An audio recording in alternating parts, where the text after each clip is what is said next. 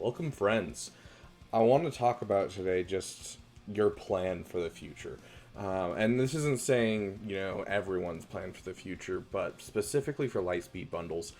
We are starting to hit that point where everyone has Supreme Leader Kylo Ren, everyone has Rey done, or they're getting close. And so I've been getting a lot of roster review requests, talking about where should I go next, what should be my next plan. And so I kind of want to just make a video just to give you some general things to look into, just so that way you can kind of get a grasp of what you want to do. Because honestly, I could suggest here, there, whatever. But there's a couple obvious ones from the Lightspeed bundles, at least obvious to me just from looking at like the requirements. It's kind of what I've gone for, and so I thought I'd share my experience and help you guys see that kind of path yourselves. So you have a Supreme Leader Kylo Ren, you have a Rey, and so there's kind of this obvious thing to go for, which is Executor. The reason I say it's obvious is because you have a Relic 5 Darth Vader, you have his ship done, you have 3 of the Bounty Hunter ships done, you have a Relic Cad Bane, you have a Relic Bosk, you have a Relic Boba Fett, you have, you might have gotten the BAM bundle. If not, BAM's still super easy to get. It's Gear 9 requirements. Regardless, you're very, very close to Executor. You already have a solid start in it, and going for it is going to improve your roster immensely. It's going to give you a GL ship. It's going to give you a Chimera fleet, or an Empire fleet in general, which is one of the most versatile fleets. So Executor is one of the best next farms for someone who has these Lightspeed bundles, because it's just going to make you be able to get as many crystals as possible going through, or Fleet Arena, because I still only have Executor. I don't have Profundity, I don't have Leviathan, and I'm diligent each day. I can be in the number 1 spot each day. If I'm not diligent, I'll stay in the top 20 every single time. I'm making between 100 and 400 crystals a day just off of that. The one problem with Executor, though, is you need the Razor Crest, and a lot of us haven't been saving up for the Razor Crest. You need to be buying it out of your shard shop, or not your shard shop, your Fleet Arena shop. Whenever you see it, it's worth taking over, grabbing a Zeta, because when it comes around, it's not very often, but the faster you can get that, the faster you'll get crystals overall, and the faster you can get Zetas and whatever else you need. So, prioritize it over Zetas. The problem is Razor Crest's going to take a while. And so I want to talk about this second farm as an alternative to going into the Executor immediately, because Executor immediately, some of you might be prepared, and I suggest you go for it. If you have Razor Crest ready, start farming IG 2000, start farming basically everything you need. Just start pushing hard. But if you're far off from Razor Crest, let's say you have 80 shards for Razor Crest, you're going to spend a long time working on Razor Crest. It's going to be a couple months. In that time, you can go for Sith Eternal. And so I want to talk about Sith Eternal a bit, because, with Sith Eternal, you're going to be getting the TIE Bomber. The TIE Bomber is required for Executor. You're going to be getting Admiral Piet, who's a requirement for the Executor. You're going to be getting your Darth Vader up. It's a requirement for the Executor. Just overall, you're also, Emperor Palpatine, but you already have that from your SLKR farm. Regardless of what's happening, Sith Eternal's going to fit into that farm. It'll flush out your Imperial Troopers. It'll get you ready for a Qui-Gon Jinn Omicron. Sorry, I can't speak today. Apparently, I'm saying things weird. But it'll prepare you for when you get your Executor and be just a perfect in the meantime farm leading up to Executor. I get that some people don't like Sith Eternal as an overall concept, and I get it. He's not the best Galactic Legend. I still use him on offense every single Grand Arena. He's great for offense. And so I do have an alternative, and you can see it already, but first I just want to emphasize Sith Eternal into Executor as soon as you have enough for Razor Crest is probably the best bet if you're trying to be the most efficient. But I do want to say I get that people don't always want to go after things that they don't enjoy, and if you don't enjoy Sith Eternal, or you're worried that a Lightspeed bundle is going to come for Sith Eternal, that's fine. I understand that. My secondary suggestion is always going to be JML.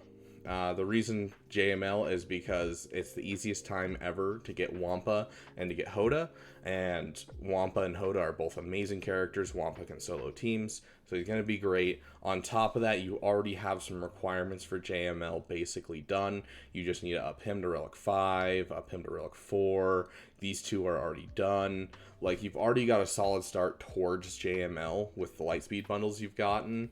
And so it's not going to be a big jump for you to jump into JML.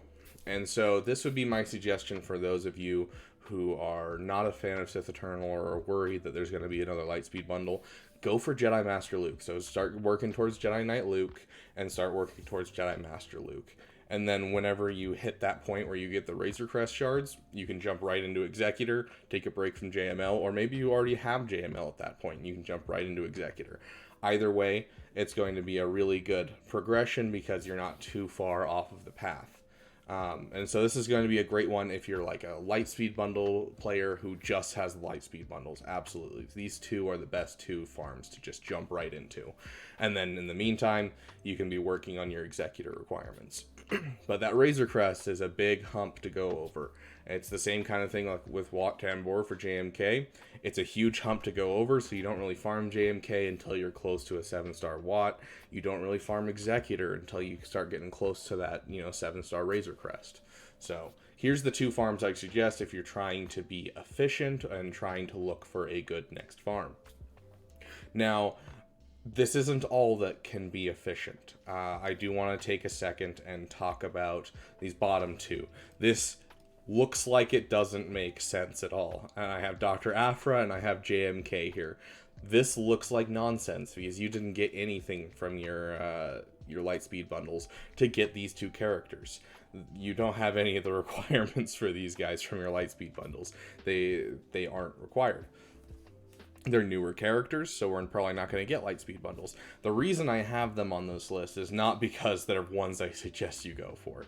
I mean, go for Dr. Aphra. If she's a little peepee for you, it's fine to have a little peepee. Everyone has a little peepee, and, it's great to show it off. But this is more about what do you have farmed currently. If you already were working towards Aphra and then the Lightspeed bundles steamrolled into your account, don't be afraid to, instead of going for JML, instead of going for Sith Eternal, finish your farm that you were working on before, especially if it's something that you have a lot of passion for. Passion is really something we need to have in this game at any given moment. And so if you were working towards Gas before you got your Lightspeed bundles, and then you finish SLKR, you finish Ray, go and finish Gas. Keep going along that. If it's something you're passionate about or something that you think will help your roster, go for it. And so I don't want to discourage you guys and just be like, oh yeah, Sith Eternal and Jedi Master Luke are the best two farms. You might have something that you're even closer to than Jedi Master Luke or Sith Eternal. Maybe you're like right on the doorstep of Jabba. Maybe you're right on the doorstep of Lord Vader. Whatever it might be, like, you probably have something that you're working on beforehand that you can just push that little bit more and you can be able to get yourself your next major farm done. And so this isn't meant to say get Dr. Aphra, get Jedi Master Kenobi. It's meant to say finish your farm, whatever it might have been, especially if it's a passion project. But going back to our first couple suggestions, if you're looking for a major farm, Executor is probably what you're closest to. You already have a solid start towards it. You don't have to farm many shards left at this point. You're just going to need to do a couple characters, quite a bit of it is like Cantina farming or farming in a store, so you're really not going to have to do that much to get yourself an Executor, but of course that Razor Crest does take time. So, Sith Eternal, JML, or whatever you were previously farming, finish up that farm, then hit that Executor as soon as you have enough for Razor Crest. So be paying attention to Proving Grounds with Razor Crest, and be paying attention to the Fleet Arena store, so that way you can be picking up as many Razor Crest shards as you can. I remember when I was farming up Gas right after I did SLKR, I was just picking up Razor Crest shards as I was working, and literally I finished Gas and I already had 330 shards from Razor Crest, not having ever done the Proving Grounds for it. I just had 330 shards just because I paid attention to Fleet Arena. So make sure you're paying attention to that, and then get your Executor. More crystals every day, always going to be insanely helpful. But these are the farms that I suggest. I'm not saying you have to, and I'm always going to say, if you have a passion project, go for your passion project. I don't listen to the silly guy on the internet. He's going to say whatever he can. But this is how I see the most efficient way to continue past a Lightspeed bundle, especially if you've got the Lightspeed bundle and you basically just have that in your account. If you didn't really have a solid start anywhere, pick Sith Eternal, pick JML, start working towards them.